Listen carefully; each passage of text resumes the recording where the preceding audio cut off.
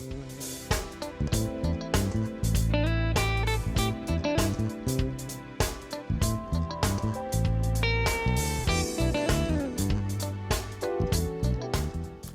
I'm Kenny Anderson, Director of Multicultural Affairs for the City of Huntsville, and welcome to Impact. Each week we bring you information about exciting things that are happening right here in our community, and today will be no different. You know, one of the most fun things that people engage in these days is creative writing, and it's actually the result of a legacy of opportunity to express oneself that continues to find ways of channeling itself in our community and beyond. Every time I find somebody willing to talk about this topic, I grab them up and put them on the set because this is one of my favorite topics, reading and writing. And today we're going to talk about the art of creative writing with an author. Her name is Toya Poplar, and she's actually been on our broadcast once before in support of a friend, but this time she's here all by herself. Toya, how are you doing today? I'm well, and you, Kenny? I'm doing fantastic. Good. Welcome back to the broadcast. Thank you so much for having me. You know, the last time you were here, you were with another friend of yours who's an author, Rashida, and it was nice to be able to talk about Rashida's book and have you here to support her. But I also learned at that time that you were a writer as well, and I wanted you to come on and talk about your product, which I think is a very important product simply because of this whole notion of the gift that we have of expression, the opportunity that we have to channel whatever lies inside of us through our experiences and be able to share those things with others, as it has been done throughout generations. Stop Right There is the name of your book, Write or Remain Silent. So first of all, congratulations on the book. Thank you so much. And tell me a little bit about the genesis of this book. Where did it come from? Stop Right There came from me, honestly, a season of stress. Me being absolutely overwhelmed. I believe that as a mom of 6, I needed to channel creativity just to remind myself that I was more than just a mom of 6. Not that I diminish that, but I'd often refer to it as kind of the ministry of the mundane, because you do so many routine things. And when you're a creative person, and creative to your core like myself, everything is an act of creativity. So preparing a meal is a creative expression. Getting dressed is a creative expression. And yet writing was the thing that I longed to do more than anything. So I wrote Stop Right There as an effort to give permission to people, no matter what place they are in their lives, to just stop and to write, to capture those moments of creativity as they come. And I really spent a lot of time just kind of refuting the lies that kept me silent for so long. And that's how it emerged. Was I took poetry, prose, and writing prompts to not only express myself, but encourage other people to do the same. So honestly, it's my prayer that upon completing Stop Right There, it'll be the beginning of someone else writing their own book. Yeah, and I would be remiss if I just completely went past the fact that you said you have 6 kids. I know a little bit about your backstory. People are listening and they probably went, wow. But your husband, Melvin, has been on the show before. And we talked to him about being recognized as Father of the Year by one of our major organizations in the community, Real Fathers Making a Difference. So shout out to my man, L.C. Smith. And tell us about your family dynamics, because it's a very powerful story. Well, thank you so much.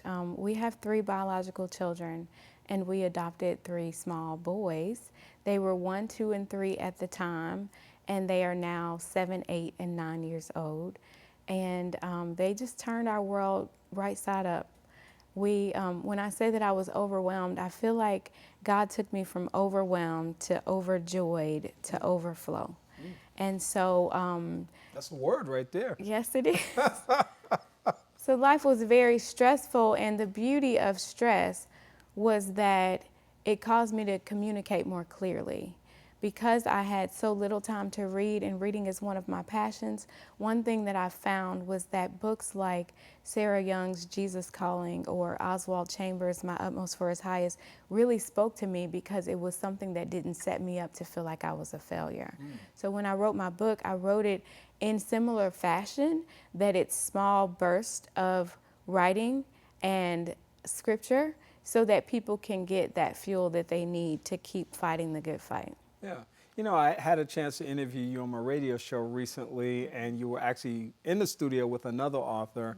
And I asked that person a question I'm about to ask you. Okay. And that is about finding your voice. You know, a lot of creative people, whether it's an artist or who sings or does visual arts or does even graphic artists, finding their voice, their ability to interpret whatever it is inside of them and then give voice to that thing, give meaning to that thing, an opportunity for that thing to be released.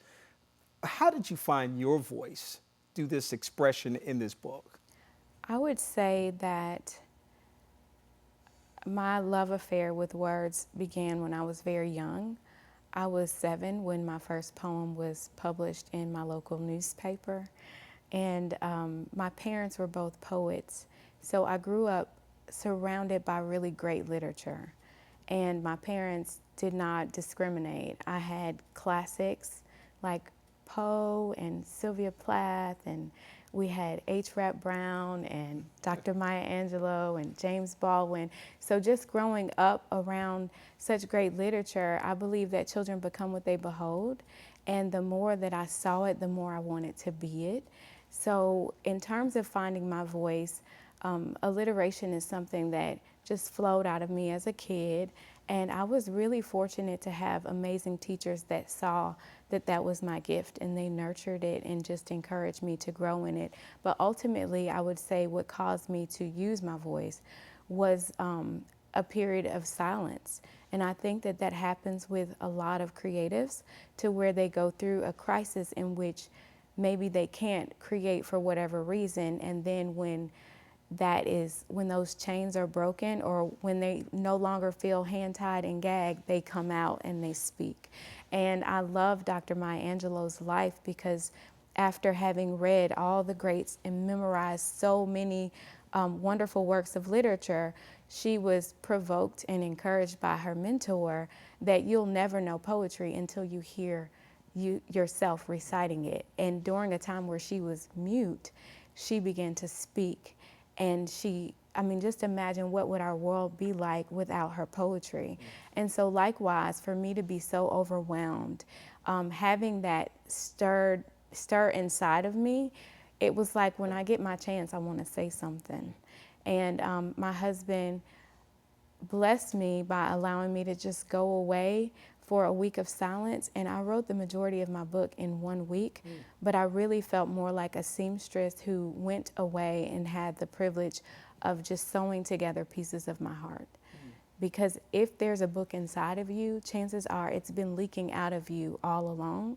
And I found, Kenny, that if I don't capture it, I'll just write really profound text messages, or I'll answer email very eloquently, but it's trying so hard to get out. So it's best if we stop right there and capture our muse. Yeah, well, that's powerful.